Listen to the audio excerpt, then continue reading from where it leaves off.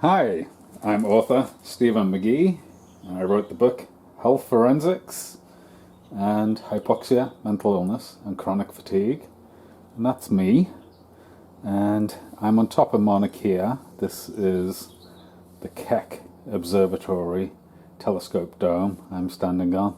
And that's the Subaru telescope in the background, and it's a cloudy day up there. So we're here to talk about toxic altitude. This is a book I wrote. It was based on my experiences at the Keck Observatory and other telescopes I've worked at in the world. And I came to the conclusion that altitude is very, very toxic to human health, and it may lead you into hypoxia, mental illness, and chronic fatigue. And that's what I experienced after being in the high altitude astronomy industry. So we're here to talk about summit brain. So this is on page 11 of Toxic Altitude, and it's a term I never heard until I went to work at the Keck Observatory atop Mauna Kea. And I'm going to read the chapter to you. It's a very short chapter in this book. So, summit brain. My first day working atop the summit of the very high altitude Mauna Kea mountain in Hawaii was where I got my education on summit brain. I was told I would develop it during the day, and it had the following characteristics: headache, forgetfulness, confusion, repeatedly making the same mistake over and over again. I was shown where the 3 oxygen cylinders were in the facility, and to breathe oxygen whenever I saw the above conditions. I was never told that oxygen administration to treat non-emergency medical conditions was a prescription-only treatment in the USA, known as RX only.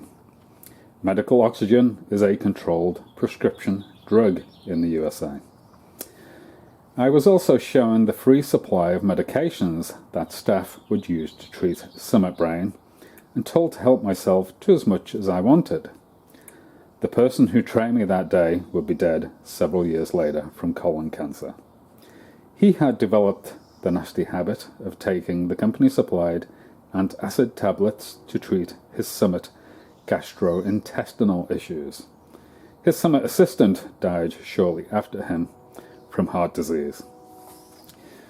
Any job that is informing you that you will develop summit brain is a job you should leave at the earliest opportunity.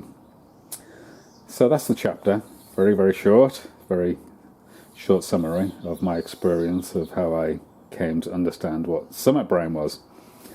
Now, summit brain is a range of conditions, and it seems to have its roots in high altitude sickness and HAPE and HACE, and they are conditions that affect the heart and the brain and the lungs.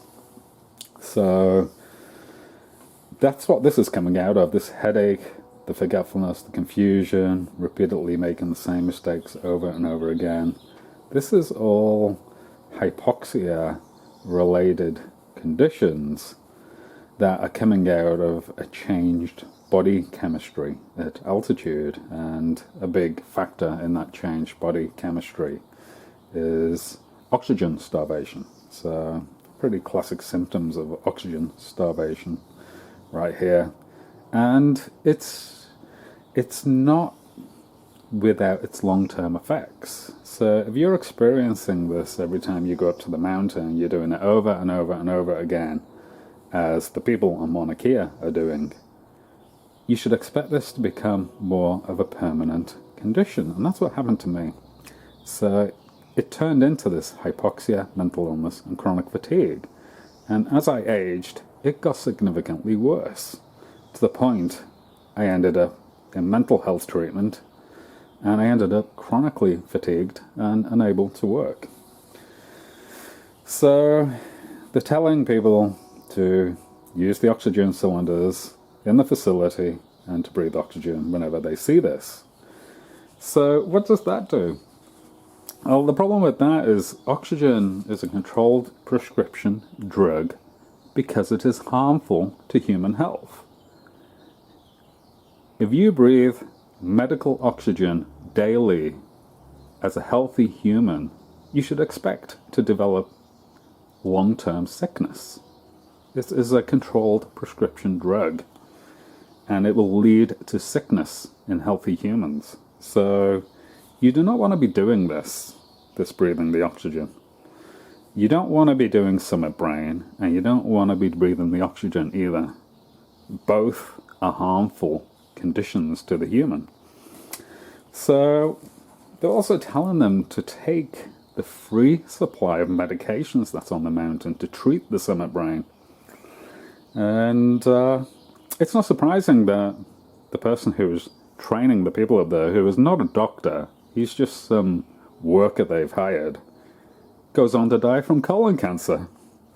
So one of the things they don't tell workers up there is this summit brain also affects the gastrointestinal tract. So when I was up there, I would have to take antacids because I feel like sickly when I was up there. And so every day I was up there, I was also on the antacids.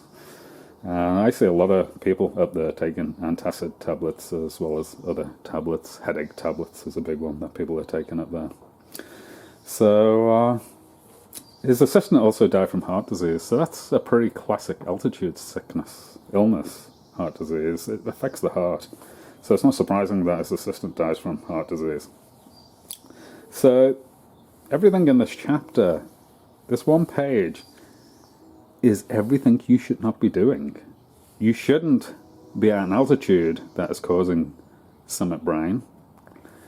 You shouldn't be then treating that summit brain with oxygen. The treatment for summit brain is to descend to a lower altitude. It is not to take oxygen. You shouldn't be taking tablets to enable you to stay there. Again, the treatment is to descend to a lower altitude where the sickness dissipates. So everything that they're doing on top of this mountain is harmful to human health. And this is Mauna Kea. So Mauna Kea, the facilities are a little bit below the summit. The summit's up at 13,800 feet. And there's a bunch of facilities up there, as you can see in this picture. And the cover of this book also shows it. And all this that is detailed in this one page is all harmful to human health and should be expected to lead to hypoxia, mental illness, and chronic fatigue, which is what it did in me. So the reason why we're talking about this is they're trying to build more telescopes up here. So these are the people, all the management team knows this summit brain occurs up there. It's their term. I didn't invent this term. I learnt this term from the management team at the Mauna Kea Observatories. They call it summit brain. They're very aware that all this is occurring because this is what they're telling the staff. I have just repeated what is going on top of the mountain in this page. So they're trying to build more telescopes up there. They know the summit brain is occurring. They want people to continue to suffer from these conditions. They want people to continue to take medical oxygen, even though it's harmful to human health.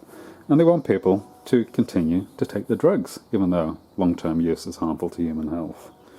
And I should mention that I actually tried to get my disability benefits for this and workers' compensation. I was very surprised that I couldn't get disability benefits in the USA, nor could I get any form of workers' compensation from my employer that had employed me up here. So they're making people so sick that they become disabled, and when they need that lifeboat of the disability and workers' compensation benefits, they deny them. So this is high altitude astronomy for you, and that's toxic altitude. So I hope you enjoyed our discussion about the toxicity of altitude and summit brain. Please like the video, please subscribe to the channel, and I wish you the very best of health. Thank you.